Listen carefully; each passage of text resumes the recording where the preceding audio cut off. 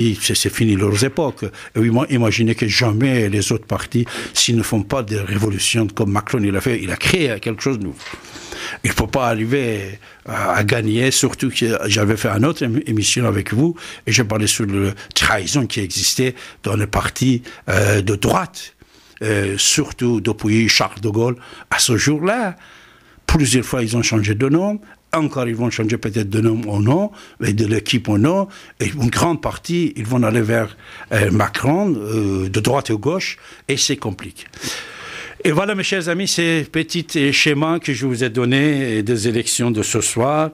Et comme vous savez, on va vous écouter. Je sais que vous êtes très, très nombreux de vouloir participer dans notre débat de ce soir. Ça sera avec grand, grand plaisir, mes chers amis. Et j'ai un invité ce soir que je vais le prendre. Restez avec nous.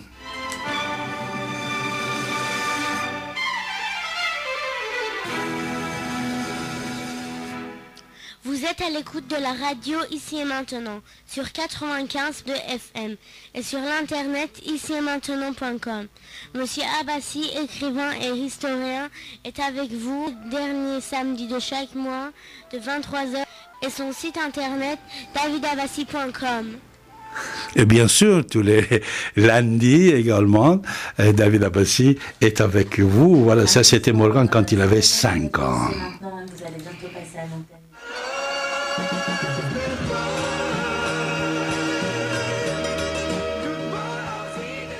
Vous êtes à l'écoute de la radio Ici et Maintenant sur 95.2 FM. David Abbassi vous présente Soleil de Perse chaque dernier samedi du mois, de 23h à 2h du matin.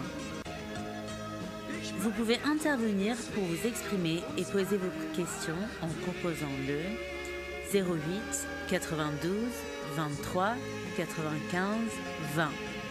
08 92 23 95 20.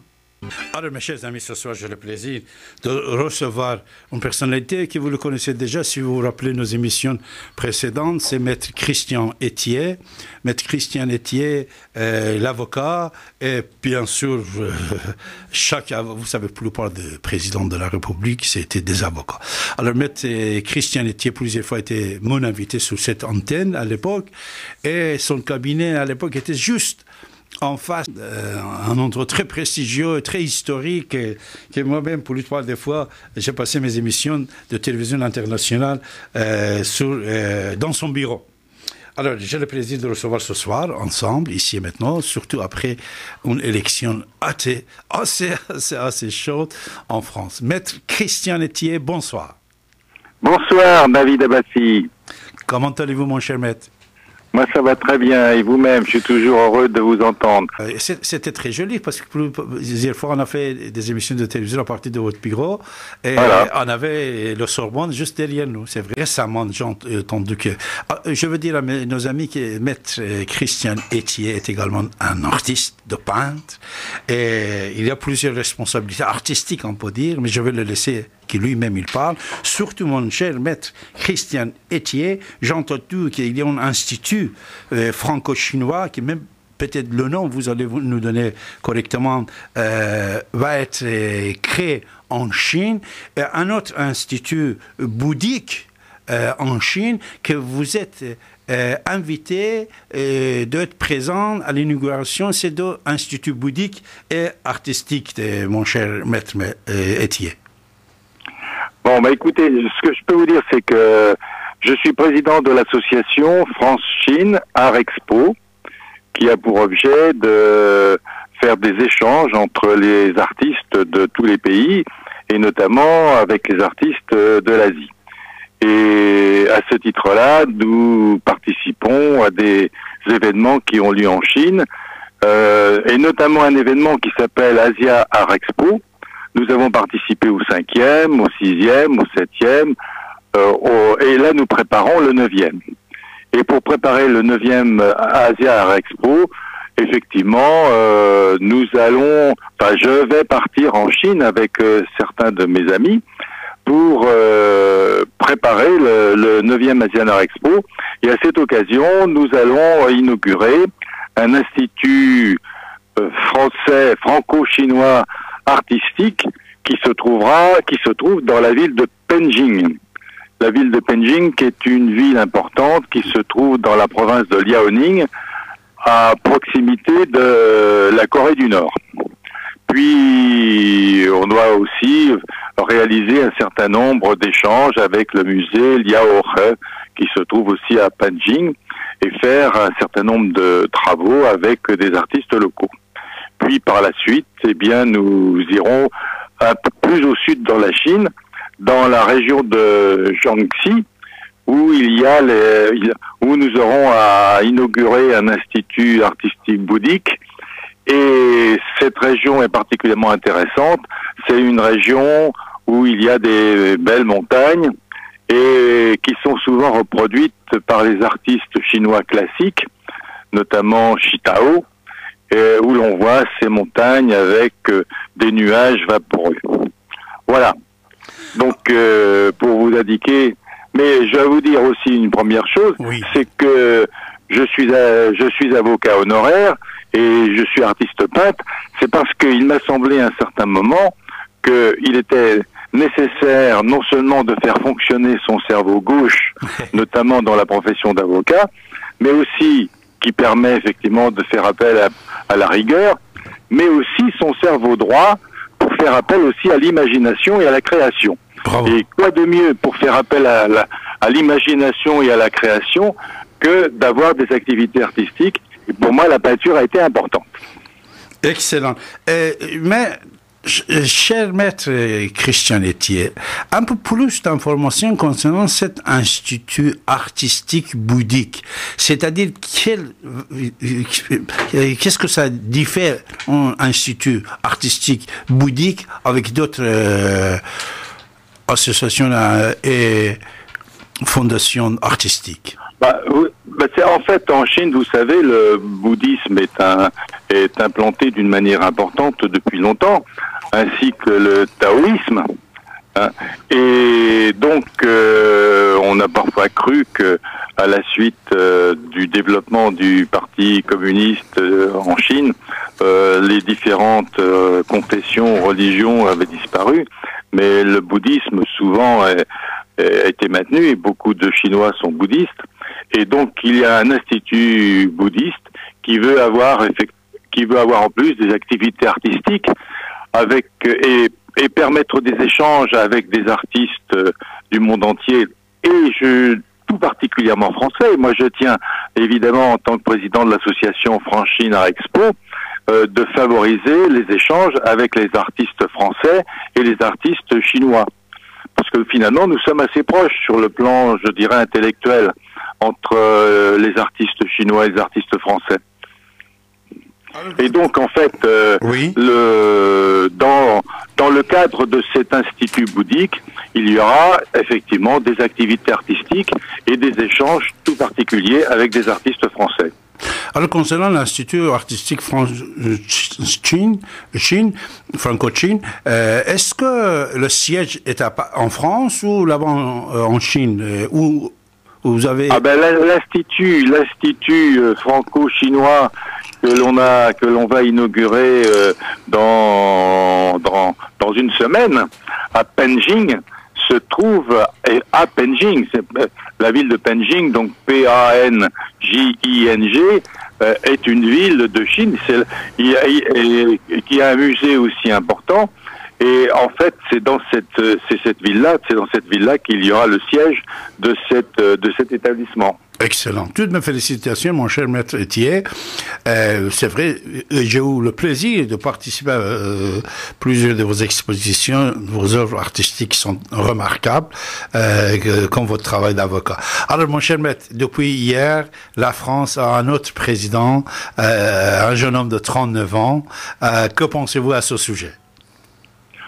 Écoutez, je pense beaucoup de choses parce que, vous savez, depuis le début, j'ai été en marche. Excellent, excellent. Et j'étais en marche pour plusieurs raisons. Depuis quand exactement vous étiez en marche, mon cher maître? Ah ben, je suis en marche depuis que je suis né, depuis que je sais marcher. Non, franchement, avec Emmanuel Macron, et il a Ah créé ben, avec Emmanuel Macron, c'est un peu plus récent. Hein. C'est un peu plus récent. En fait, je veux vous dire, mon analyse, c'est quand j'ai vu que la primaire de la gauche avait désigné Benoît Hamon pour représenter, j'allais dire, la gauche. Vous savez que moi j'ai été élu maire adjoint dans une ville sur une liste de gauche, donc Exactement. Je ne cache pas mes opinions politiques. Exactement. Mais quand j'ai vu que c'était Benoît Hamon qui était élu, je dois vous dire, je me suis inscrit tout de suite au mouvement En Marche. Parce que je trouvais qu'il se situait d'une manière beaucoup trop proche de l'extrême gauche. Donc, et d'autre part, j'ai fait plusieurs paris. D'abord, j'ai fait le pari de la jeunesse. Effectivement, un président de 39 ans, on n'y croyait pas, mais j'ai fait ce pari. J'ai fait le pari de l'intelligence, c'est-à-dire, je pense que le président que nous avons élu hier sait faire le pari de l'intelligence. J'ai fait le pari de l'Europe, parce que on a oublié beaucoup l'Europe au cours de ces derniers débats, ou en tout cas, on n'a parlé d'Europe que pour la critiquer ou même essayer de la démolir. Et puis, j'ai fait le pari aussi de la recomposition du paysage politique français, en partant du principe que il fallait essayer d'abord de réconcilier les gens qui étaient des personnes de progrès, ce qu'on appelle les progressistes. Oui. Et personnellement, quand j'étais à la municipalité d'Angers, nous avions la représentation proportionnelle. Il y avait au conseil municipal et dans nos commissions des gens qui étaient dans une opposition, et j'ai toujours essayé de donner la parole à cette opposition et d'écouter les idées que d'autres personnes qui ne faisaient pas partie de la majorité pouvaient donner, pensant toujours que dans le cerveau d'un homme, il peut toujours y avoir des choses intéressantes, même si elle n'a pas la même étiquette que vous-même. Voilà. Et donc, je dirais, ce pari qu'a fait Emmanuel Macron, moi j'aurais aimé pouvoir le faire moi-même si ça avait été possible, et donc je ne pouvais qu'approuver cette démarche. Et vous n'êtes pas déçu depuis hier soir, voilà. Vous avez réfléchi et choisi juste, c'est-à-dire c'est juste que. En ce qui me concerne, bon, bien sûr, beaucoup de Français ont voté Emmanuel Macron pour faire barrage à l'extrême droite, et c'est effectivement une chose extrêmement importante. Nous avons évité cette catastrophe pour l'Europe, pour la France et même, je dirais, pour le monde. Parce que j'ai vu sur les télévisions polonaises défiler des milices tout en noir avec des drapeaux fascistes. J'ai pas du tout envie de voir ça en France, alors que ça s'est déjà passé. Et on a tendance à oublier le passé. Exactement. Lorsque certaines conditions sont remplies, des conditions économiques, des conditions sociales et des conditions politiques, il suffit de très peu de choses pour qu'effectivement nous nous retrouvions avec un régime d'extrême droite, autoritaire et souvent fasciste. Donc, je comprends que les Français aient fait barrage à Marine Le Pen pour ça, et en même temps qu'il n'a aucun programme qui puisse apporter des solutions aux problèmes des Français. Mais en plus, pour moi, j'ai fait un vote d'adhésion au programme d'Emmanuel Macron. Voilà. Alors, est-ce que vous pensez le travail va être facile pour Macron avec l'opposition qu'il va avoir en face de lui, Front National, Mélenchon, un parti des partis socialistes, un parti des Républicains. Comment vous voyez la vie pendant 5 ans pour Emmanuel Macron, Maître et Christian Etier? Bon, ça sera pas facile.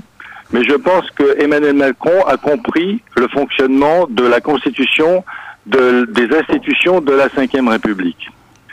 Il a compris que, contrairement à certains présidents de la Ve République, et même à beaucoup de présidents de la Ve République, ils se sont comportés en Premier ministre, c'est-à-dire en voulant s'occuper de toute la politique de la nation. Alors que dans nos institutions de la Ve République, il y a un président qui préside et il y a un gouvernement qui gouverne. Et le président doit effectivement donner des impulsions. Il désigne un gouvernement, il désigne un Premier ministre, et le Premier ministre d'ailleurs désigne un gouvernement qui lui est soumis. Et puis ensuite, il y a un domaine qui est réservé au président, qui sont la défense et les affaires internationales.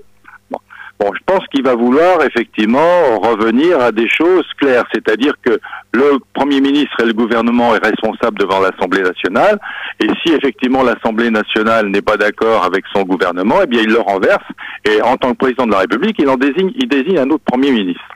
Bon, ça c'est une chose qui pourrait lui faciliter la chose, mais c'est vrai que ça sera pas facile. Ça sera pas facile parce qu'effectivement, il a en face de lui des gens qui sont toujours dans des énergies négatives.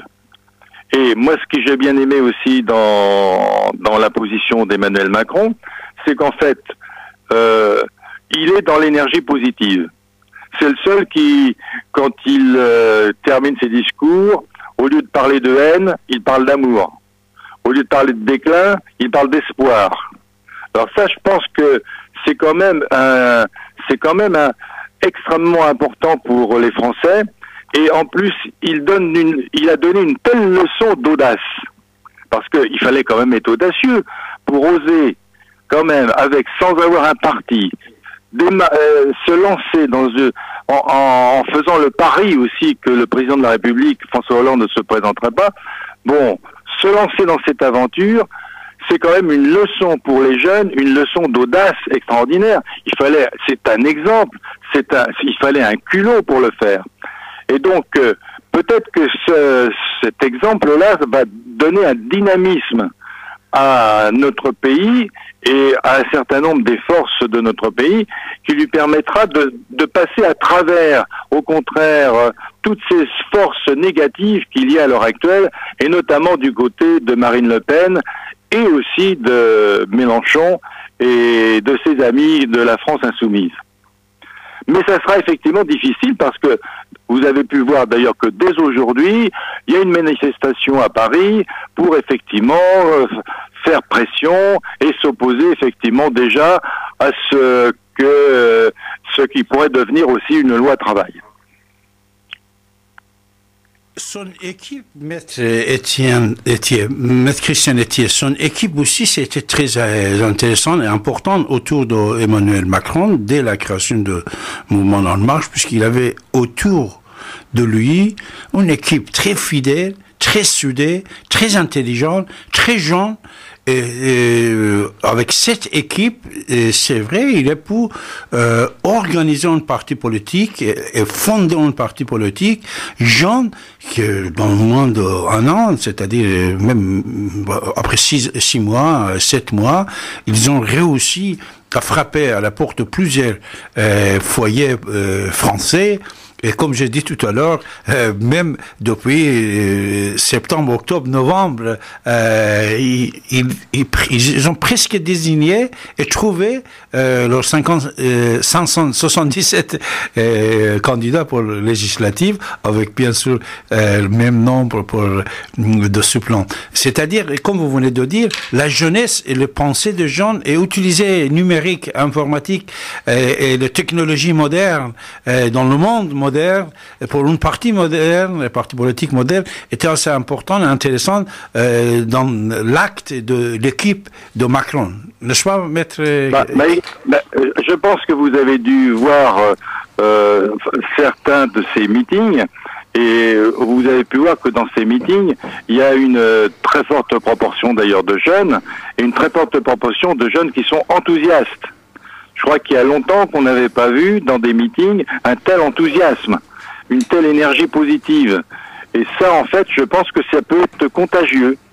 Alors que dans les meetings de certains, on est toujours en train de dire du mal des autres, en train de mettre de l'huile sur la haine, accentuer les haines qu'il peut avoir entre les gens, parler des immigrés, parler de tout ce qui va mal en France, parler du déclin, la France c'est foutu, les gens s'en vont à l'extérieur, alors qu'en fait c'est pas d'abord exactement comme ça que ça se passe à l'heure actuelle. C'est vrai que nous sommes dans une sorte de mondialisation qui est, à l'heure actuelle, est décriée, mais la mondialisation, c'est un fait. À partir du moment où vous avez des avions qui traversent le monde entier, bon, bah, il y a une certaine mondialisation qui peut se faire. La mondialisation, elle est effectivement plus importante qu'à l'époque de Marco Polo. Mais déjà, même Marco Polo, il faisait des échanges entre la Chine et l'Europe, et il y avait donc une certaine mondialisation. Mais et cette mondialisation, elle n'est pas que négative, elle permet aussi à des jeunes Français et à des jeunes Européens par Erasmus d'avoir accès à des savoirs qu'ils n'avaient pas, d'aller aussi dans d'autres continents, pour des Français d'aller aux États-Unis, d'aller en Chine, et pour des Chinois de venir en France, et pour des Américains de venir en Chine, ou de venir en France, ou en Italie, ou en Europe. Donc, en fait, il y a effectivement des tas d'énergies positives que Emmanuel Macron est capable effectivement de canaliser, alors que ses adversaires, finalement, sont toujours dans le négatif. C'est vrai, vous avez bien précisé, être positif dès le départ, et surtout, pour la première fois, on a pu constater en France, un président de la République, un candidat aux élections présidentielles, il empêchait les gens, les militants, voilà, de siffler contre l'adversaire. Vous avez tout à fait raison. Surtout, pour la première fois, nous avons pu constater, comme Le Pen était parmi les premiers à téléphoner à féliciter Macron hier soir, Macron aussi, dès qu'il a pris la parole, et il a remercié la campagne qu'il a ramené son adversaire Le Pen, c'est-à-dire cette diplomatie dans le politique français en style américain aussi, ça donne un autre espoir aux gens qui vivent en France. Maître Étienne. Là, vous avez employé le mot. Je pense que avec le nouveau président de la République française, la jeunesse, et pas simplement la jeunesse, peut avoir de l'espoir. Il peut être un catalyseur d'espoir. Alors que quand vous écoutez les programmes autrement des autres, ça donne pas tellement envie de rêver. C'est vrai, c'est vrai. C'est vrai, vous avez raison. Qu'ils soient de gauche ou de droite ou de centre, et tous ces gens-là, c'est vrai, ils répètent les paroles depuis, soi-disant, Lénine ou Karl Marx ou Mao, s'ils sont de gauche, et s'ils sont de droite, rien n'est changé, mais cet espoir et la possibilité et l'occasion de donner à la jeunesse française, on va voir comment ça va marcher, mon cher maître Christian Etier. À partir de lundi prochain, c'est-à-dire le dimanche, ça sera la passation de pouvoir. À partir de lundi, nouveau président, 15 mai, n'est-ce pas? C'est vrai qu'il y a un pari qui est aussi extrêmement difficile, parce que si effectivement toutes les forces négatives se liguent contre lui, ça va être extrêmement compliqué de se mettre en place le programme, ou plus exactement les projets, les chantiers qu'il a mis sur la table. Car effectivement, ce qui est intéressant aussi dans son travail, c'est qu'il propose des projets, des chantiers sur lesquels il y a des propositions qui doivent être réalisées, certaines immédiatement, certaines un peu plus tard, certaines dans le quinquennat, et que s'il n'a pas de majorité pour le faire, il ne pourra pas le faire. Maintenant, il faut faire le pari aussi qu'il pourrait y avoir des majorités de projets, des majorités d'idées. Tout le monde ne peut ne pas être d'accord sur l'ensemble de son programme, mais il peut trouver des majorités sur une partie de son programme, puisqu'il y a des parties de son programme qui peuvent intéresser les gens qui sont plutôt de sensibilité de droite, et puis il y a des parties de son programme qui peuvent intéresser des gens qui sont plutôt de sensibilité de gauche, et d'une manière générale, des progressistes, quelle que soit l'étiquette qu'ils ont sur la tête. Donc c'est un pari difficile, c'est un pari, aujourd'hui on peut pas dire qu'il va être réussi, mais néanmoins, quand on connaît la détermination qu'il a pu avoir et l'audace qu'il a pu avoir déjà en lançant son projet, on peut avoir aussi de ce côté-là des espoirs. Alors, et ça peut être un espoir pour la France, et un espoir pour l'Europe surtout, parce que l'Europe, qui constitue quand même une des principales, d'un des principaux continents du monde, puisque l'Europe, c'est quand même 550 000 habitants, c'est plus que les États-Unis. Bon, c'est moins que la Chine, sans doute, mais ça représente une force à la fois politique, commerciale, sociale extrêmement importante. Et normalement, nous devrions être les leaders du monde, l'Europe. Exact. Maître Christian Etier, une question. Alors, à votre avis, 577 candidats qui va présenter parti politique de Emmanuel Macron d'ici quelques jours, c'est-à-dire même, je crois, jeudi, il va présenter la liste. Une grande majorité va être de la jeunesse, comme vous venez de dire, des gens qu'on ne le connaît pas, et une petite partie, c'est des ex-élus, des ex-personnalités connues parmi les Français. Alors, à votre avis, ça sera un risque ou ça sera un point positif pour son parti de politique? Je crois il a très bien dit depuis le début qu'il voulait casser les codes.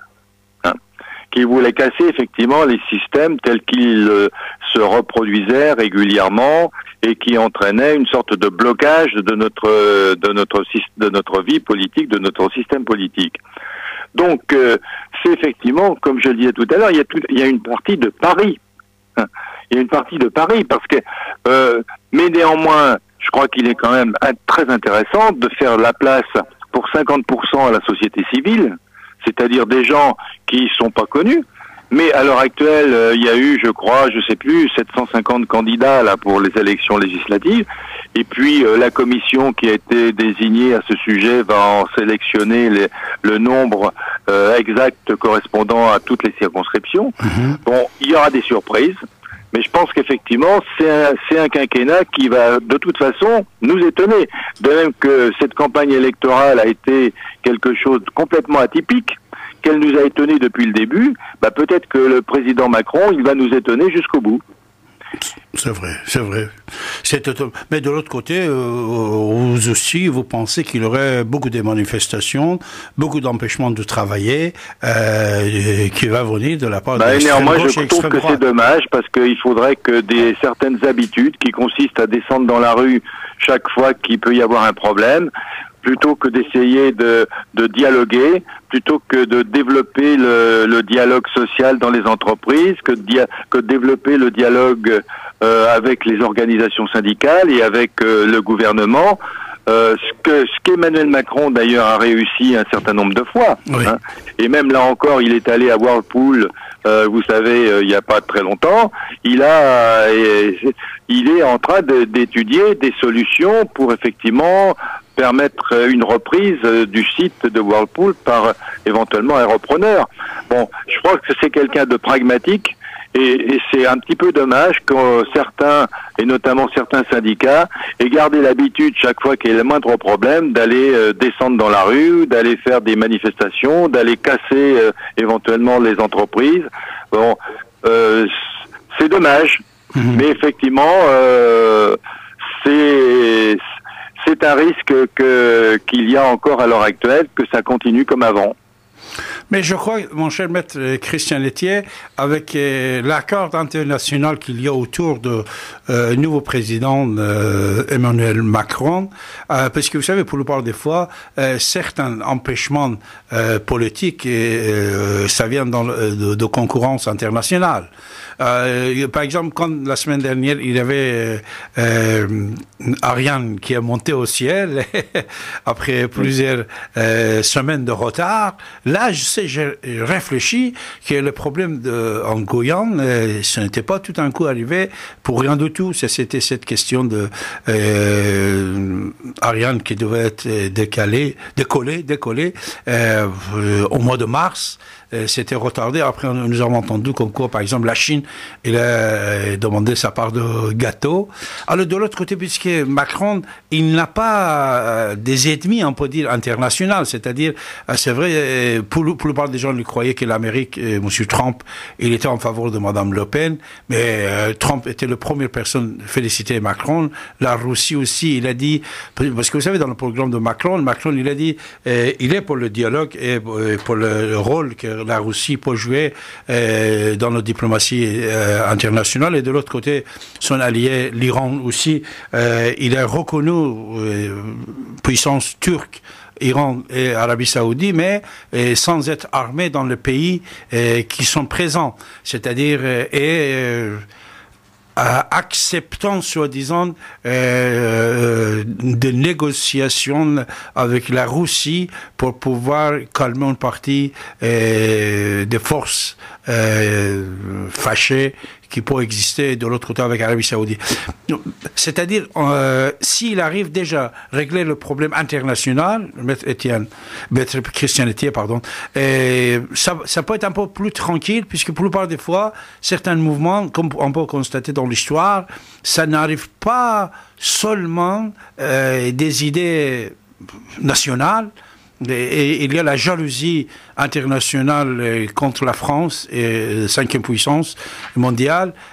Ça aussi, puisque vous avez exercé le politique, vous le comprenez, cher Christian Etier, que si cette jalousie et la guerre et la concurrence étrangère ne soient pas présentes dans ce conflit qui vont éclater contre Macron, la vie va être plus tranquille en France. Je pense qu'on peut faire confiance aux qualités d'Emmanuel Macron, dont l'objectif, chaque fois qu'il rencontre des gens, que ce soit sur le plan national ou international, c'est toujours d'essayer de convaincre. Et vous savez qu'effectivement, il a fait des études philosophiques, il est très branché sur la philosophie. Exact. Et en fait, il essaie d'utiliser les méthodes de la maïeutique socratique plutôt que d'essayer d'imposer ses idées. Donc je crois que sa méthode qui a souvent fonctionné, qui a toujours bien fonctionné, puisque vous avez peut-être entendu l'ancien ministre de l'économie de la Grèce, qui justement était très proche, enfin Mélenchon était très proche de lui, plus exactement, et qui a dit « j'apporte mon soutien à Emmanuel Macron parce que ça a été le seul ministre européen qui vraiment nous a aidés dans les grandes difficultés qu'a connues la Grèce. » Donc ça veut dire qu'effectivement, d'abord c'est un pragmatique, et puis c'est quelqu'un qui veut toujours convaincre. Et c'est quelqu'un qui est capable d'écouter. Donc je crois qu'on peut lui faire confiance, même et lui faire confiance pour faire face aux difficultés qu'il va avoir. Je pense qu'il saura s'entourer. Bon, la première phase, ça va être la nomination d'un chef de gouvernement. Ouais. Et ça va être une réponse que nous allons avoir dès lundi prochain. Et déjà, suivant le choix qu'il aura fait, et aujourd'hui, je crois que personne ne sait vraiment quel est le choix qu'il a fait, sauf lui. Ça peut entraîner, ça entraînera forcément des conséquences sur le plan de la politique qu'il va vouloir développer, et puis de sa position aussi sur le plan international. Excellent. Nous sommes en état avec Maître Christian Etier. Mon cher Maître Christian Etier, je vous remercie beaucoup. Après des années, vous êtes revenu chez vous, sur l'antenne de la radio ici maintenant. Cet entretien ce soir va être rediffusé, mon cher Maître. Éternellement, va rester sur le net. Éternellement, pour être consulté par les gens, comme toutes les émissions. Je veux vous remercier, vous souhaiter bon voyage, et dès que vous serez de retour de la Chine, je vais prendre votre promesse. D'accord, on en reparlera. On en reparlera encore plus précisément. Toutes mes salutations pour votre dame. Et je elle est à côté de vous et elle vous accueillera toujours quand vous aurez envie de venir en Vendée. Merci, mon cher maître, merci. Je vous embrasse de loin, voilà. Et je vous souhaite bonne chance, mon cher maître. Et dernièrement, quelque chose pour conclure notre débat de ce soir, mon cher maître, avant de dire au revoir. La conclusion, je reprendrai simplement ce que j'ai dit, ce que disait Danton, de l'audace, toujours de l'audace, et en tout cas Emmanuel Macron en a, et je crois que c'est la leçon qu'il faut donner à tous les jeunes Français aujourd'hui. Bravo, bien dit. Merci mon cher maître Christian Etier, à très bientôt. À bientôt, au revoir David Abassi. Au revoir, bonsoir. Au revoir.